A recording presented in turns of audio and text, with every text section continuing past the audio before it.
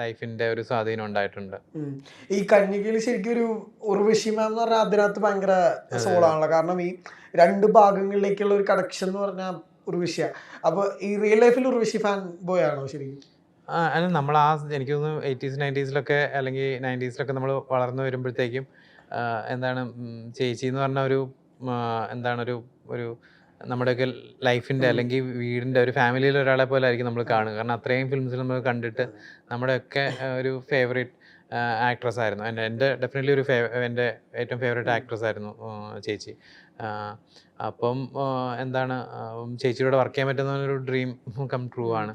അപ്പോൾ ആദ്യത്തെ ഫിലിമിൽ തന്നെ അതുപോലെ തന്നെ പാർവതിയും എനിക്ക് വളരെയധികം ഇഷ്ടപ്പെട്ടുള്ളൊരു ആക്ടറാണ്. അപ്പോൾ ഫസ്റ്റ് ഫിലിമിൽ തന്നെ അവരുടെ രണ്ടുപേരുടെയും കൂടെ വർക്ക് ചെയ്യാൻ പറ്റിയത് വളരെ എന്താണ് ഭയങ്കര സന്തോഷമാണ്. അപ്പം കന്യകയ്ക്കകത്താണെങ്കിലും അങ്ങനത്തെ ഒരു ആക്ട്രസ് ആയിരിക്കണമായിരുന്നു അത്. നമ്മൾ കഥ എഴുതിയപ്പോൾ തന്നെ ആൾക്കാർക്ക് ഫാസിനേഷൻ തോന്നുന്നൊരു അപ്പം ആ സമയത്ത് എൻ്റെ മനസ്സിലേക്ക് എനിക്ക് വേറെ പേരുകളൊന്നും വന്നില്ല. ചേച്ചിയുടെ പേര് തന്നെയാണ് വന്നത്.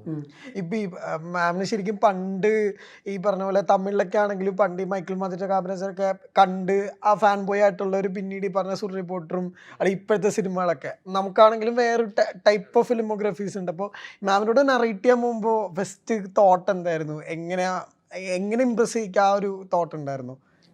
ഇല്ല, ഞാൻ കഥ പറയാനായിട്ടാണ് പോകുന്നത്. എനിക്ക് തോന്നുന്നു ഒരു സെറ്റിലാണ് ഞാൻ ചെന്ന് ചേച്ചിനെ കാണുന്നത്. എന്നിട്ട് കഥ എനിക്ക് തോന്നുന്നു 10 മിനിറ്റ് 15 മിനിറ്റിലാണ് ഞാൻ പറഞ്ഞത്. പിന്നെ ഞാൻ സ്ക്രിപ്റ്റ് കൊടുത്തു. അപ്പം സ്ക്രിപ്റ്റ് വായിച്ചു കഴിഞ്ഞപ്പോഴാണ് ചേച്ചിക്ക് പിന്നെ ഞങ്ങൾ കുറേ നേരം സംസാരിച്ചു അതിനെപ്പറ്റി. അപ്പം ഞാനങ്ങനെ എനിക്ക് തോന്നുന്നു അങ്ങനെ ഭയങ്കരമായിട്ട് ഇമ്പ്രസ് ചെയ്യാൻ നോക്കിയിട്ടില്ല. കഥ ഇഷ്ടപ്പെടുമോ എന്നുള്ളൊരു ഇതുണ്ടായിരുന്നു. ഇഷ്ടപ്പെടുമോ എന്താ. പക്ഷേ ചേച്ചി ഞാൻ ത്രെഡ് പറഞ്ഞപ്പം തന്നെ ചേച്ചിക്ക് അത് ഇഷ്ടപ്പെട്ടു. അപ്പം പിന്നെ നമ്മുടെയൊക്കെ ഒരു എന്താ പറയുന്നത്, ഇപ്പം എല്ലാവർക്കും ഇപ്പം എനിക്ക് തോന്നുന്നു ഷൂട്ടിംഗ് സമയത്ത് തന്നെ അവിടെ എന്താണ് ചേച്ചീനെ കാണാൻ എപ്പോഴും ആൾക്കാർ വന്നുകൊണ്ടിരിക്കും. അപ്പം ചേച്ചി എന്ന് പറഞ്ഞാൽ അത്രയും ഒരു എന്താ പറയുക പബ്ലിക്കിൻ്റെ ഇടയിൽ അത്രയും ഒരു സ്ഥാനമുള്ള ഒരാളാണ്. പിന്നെ നമ്മൾ ഇപ്പം മിഥുനമാണെങ്കിലും അല്ലെങ്കിൽ തലയണമന്ത്രം അല്ലെങ്കിൽ ആ സമയത്ത് എത്രയോ ഫിലിംസ് ഉണ്ട് ലൈക്ക് ഐക്കോണിക് ക്യാരക്ടേഴ്സും. നമുക്ക് ആ യോധ ഇപ്പം വളരെ ചെറിയ വേഷത്തിലാണ് ചേച്ചി വന്നു പോയെങ്കിൽ അതൊക്കെ ഭയങ്കര നമുക്ക് ഇപ്പോഴും കണ്ട് നമ്മൾ ചിരിക്കുകയും ഒക്കെ ചെയ്യുന്ന ക്യാരക്ടേഴ്സാണ്. അപ്പം ഓഫ് കോഴ്സ് നമ്മൾ അങ്ങനെ എന്താണ് കണ്ടുകൊള്ളുന്ന ഒരു അല്ലെങ്കിൽ നമ്മൾ ഭയങ്കര ആരാധനയോടെ നോക്കിയ ഒരാളുടെ വർക്ക് ചെയ്യാൻ പറ്റുന്നതൊക്കെ ഭയങ്കര സന്തോഷമുള്ള. അല്ല, അവർക്ക് അറിയായിരുന്നു സിനിസ്റ്ററിൽ ഫസ്റ്റ് അടിച്ചിട്ടുള്ള ഒരു സ്ക്രീൻ പ്ലേ ആണ്? ഞാനത് കൃത്യം പറഞ്ഞോ എനിക്ക് അങ്ങനെ കൃത്യം ഇപ്പോൾ ഓർമ്മയില്ല. അത് ഞാൻ പറഞ്ഞിട്ടുണ്ടോ ഇല്ലയോ എന്നൊക്കെ എനിക്ക് ഓർമ്മയില്ല. ഞാൻ അതിന് മുമ്പാണോ ചേച്ചീനെ കണ്ടതെന്നും എനിക്കിപ്പം അതിന് ശേഷമായിരിക്കും കണ്ടത്. പക്ഷെ ഞാനത് പറഞ്ഞിട്ടുണ്ടാവാം.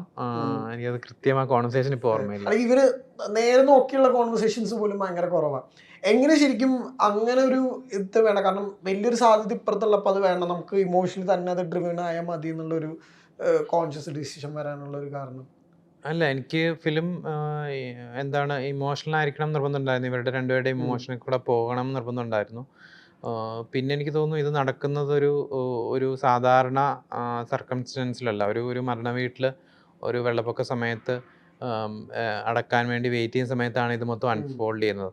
അപ്പം ഇതിൽ റിയാക്ട് ചെയ്യുന്ന ലീലാമ്മയാണെങ്കിലും ഒക്കെ ഒരു ഗ്രീഫിലാണ് നിൽക്കുന്നത്. അപ്പം ഒരു സാധാരണ മനുഷ്യന് സാധാരണ സിറ്റുവേഷനിൽ റിയാക്ട് ചെയ്യുന്ന പോലെ ആയിരിക്കില്ല അവരും റിയാക്ട് ചെയ്യുന്നത്. പിന്നെ അതുപോലെ തന്നെ ഇപ്പം നമ്മൾ സിനിമ കാണുമ്പോൾ നമുക്ക് മനസ്സിലാകും ആ ക്യാരക്ടറിനും ഒരു പ്രത്യേക വിഷനും ഒരു പ്രത്യേക കാര്യങ്ങളൊക്കെ വിശ്വസിക്കുന്ന ഒരു ക്യാരക്ടറാണ്. അപ്പോൾ അവർക്കും അങ്ങനെ എന്താണ് റിയാക്ട് ചെയ്യാനാണ് അവരും പ്രേരിപ്പിക്കപ്പെടുന്നത്. അപ്പം ആ ക്യാരക്ടറിനെ എന്താണോ ആ ക്യാരക്ടറിൻ്റെ ഒരു സത്യം കണ്ടുപിടിക്കാനാണ് ഞാൻ ശ്രമിച്ചിട്ടുള്ളത്. അല്ലെങ്കിൽ എന്തെങ്കിലും വേണ്ട എന്തെങ്കിലും വേണം അങ്ങനെ വെക്കാൻ ഞാൻ തീരുമാനിച്ചില്ല. പക്ഷെ ഒരു മരണ വീട്ടിൽ ആണ് നടക്കുന്നത്. ഒരു വെള്ളപ്പൊക്ക സമയത്ത് അവരെയും അടക്കിനായിട്ട് വെയിറ്റ് ചെയ്യുമ്പോഴാണ് ഇത് മൊത്തം നടക്കുന്നത് കൊണ്ട് അത് അവരുടെ റിയാക്ഷൻസിനെയൊക്കെ ഇൻഫ്ലുവൻസ് ചെയ്തിട്ടുണ്ട്. പിന്നെ എനിക്കൊന്ന് ഇത്രയും എക്സ്പീരിയൻസ് ആയിട്ടുള്ള 2 ആക്ടേഴ്സാണ്. അപ്പം അവർ വന്ന ക്യാരക്ടേഴ്സിലേക്ക് ഇന്നായിക്കഴിഞ്ഞാൽ പിന്നെ നമുക്ക് നമ്മളും അവരുടെ കൂടെ സഞ്ചരിക്കുകയാണ്. അപ്പം പിന്നെ നമ്മൾ വളരെ കുറച്ച് ഡയറക്ഷൻസ് കൊടുത്താൽ മതി. ഇപ്പം പാർവതിയുടെ കാര്യം പറയുകയാണെങ്കിൽ പാർവതി ഭയങ്കര പ്രിപ്പയർഡ് ആയിട്ടാണ് ഓരോ സീനിനും വരിക. അപ്പോൾ പാർവതിക്ക് കൃത്യം എല്ലാ സീനും അടുത്ത ഈ ദിവസത്തെ സീൻ എന്താണെങ്കിൽ മൊത്തം പ്രിപ്പയർഡ് ആയിട്ടാണ് വരിക. അപ്പം നമ്മൾ ആസ് എ ഡയറക്ടർ നമ്മുടെ വർക്ക് ഭയങ്കര എളുപ്പമാണ്. അപ്പം അപ്പം അങ്ങനെ നോക്കുമ്പോഴത്തേക്കും എന്താ എങ്ങനെ ഒരുപാട് ഇൻസ്ട്രക്ഷൻസ് കൊടുക്കേണ്ടിയോ അങ്ങനെയൊന്നും ആവശ്യം വന്നിട്ടില്ല പാർവതിയുടെ കാര്യത്തിൽ. പക്ഷേ ഈ കോംപ്ലക്സ് ക്യാരക്ടർ ആയതുകൊണ്ട് അത് ക്രാക്ക് ചെയ്യാൻ ഓഫ് കോഴ്സ് ആ ഇന്നാകുന്ന ആ ഒരു ബിഗിനിങ് സ്റ്റേജിൽ നമ്മൾ ഷൂട്ട് ചെയ്യുന്ന ആദ്യത്തെ കുറേ ദിവസങ്ങളിൽ ഫസ്റ്റ് ഷോട്ട് ഏതായിരുന്നു ഇപ്പോൾ?